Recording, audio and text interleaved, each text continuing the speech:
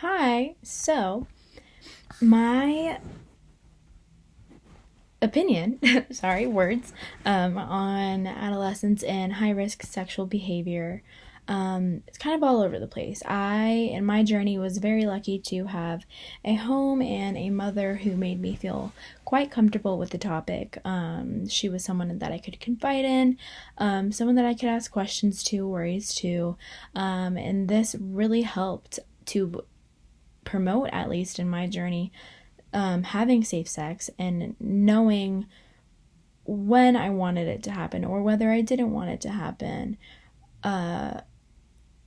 especially with the sexual education that is at our hands and feet right now. In most public schools, it is a very abstinence-based program, basically teaching you don't have sex unless you're ready to have a kid. And it's also not very inclusive of the LGBTQ community, and it doesn't really teach you all the ins and outs of having safe sex.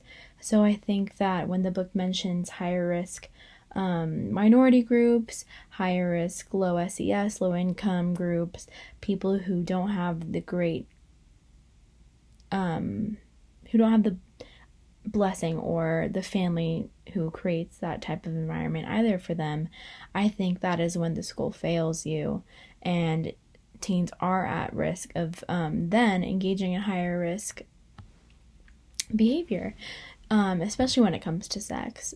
I think in the abstinence-based program, not saying that it's completely horrible and we should overthrow it, but I do think, as we know, when you're an adolescent and you're not told and you're told not to do something, it can sometimes become more enticing.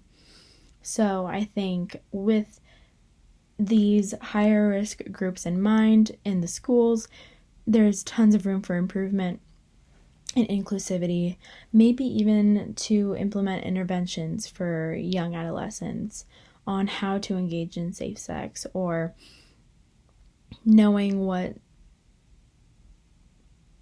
your boundaries are in sex, or how to communicate sex, or how to know whether the sex you're having is safe or abusive, etc. Knowing when you're ready, I think, is the big question a lot too with adolescents.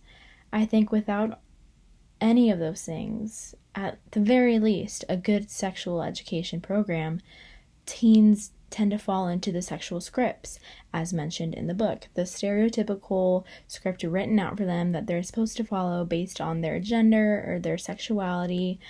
And I think that is when teens tend to just make an abrupt and a very impulsive choice and engage in certain activities and end up regretting it. Sex is not something that adolescents fully understand yet. And so I think without the proper education, without the proper communication, they tend to just do what society tells them to do, whether that feels comfortable to them or not, because they don't have a place to question it or communicate it.